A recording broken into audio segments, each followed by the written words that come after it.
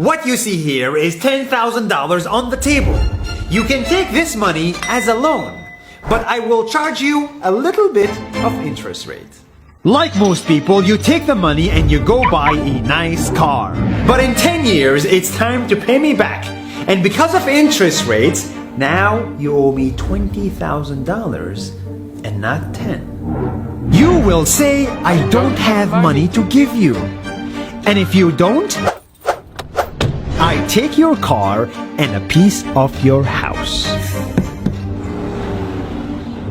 This is how debt works. And after 3 years of traveling the world, I noticed that this is exactly what China is doing. For example, take the small island nation of Sri Lanka. This developing country needs money and China has a lot of it. So Sri Lanka took billions of dollars in Chinese loans. It was easy money just there to be taken. And with that, they built skyscrapers, highways, airports, and shipping ports. The country grew and prospered. But few years later, this easy money came with interest rates, and Sri Lanka was so much in debt that it couldn't pay back China its money. And the only way out was to give China control of what they had built. In other words, Sri Lanka lost a piece of its home to China because of debt. This is the Chinese money trap. And it's a real thing I saw all over the world. In Papua New Guinea, I saw $2 billion in loans given by the Chinese to build skyscrapers, infrastructures, and ports.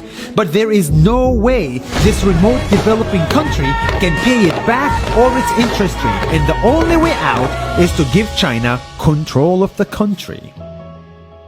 In the Maldives, Pakistan, Malaysia, Laos, Kazakhstan, Mongolia, Egypt, Kenya, and South Africa, the same thing is happening, and many countries are struggling to pay back Chinese loans. If you look closely, all these infrastructure projects like highways, ports, and bridges connect to China through the sea or through the land to form something far bigger, far more powerful than just a bridge. A new Silk Road. The world is already made by China, and I think slowly it will be owned by China.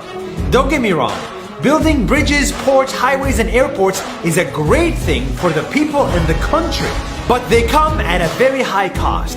And when these countries can't pay back the loans, these countries will lose their homes. One thing my parents had taught me is that there's no such thing as a free lunch or a free ride. So if we're not careful with our money or other people's money, then we better start learning Chinese. 下周见。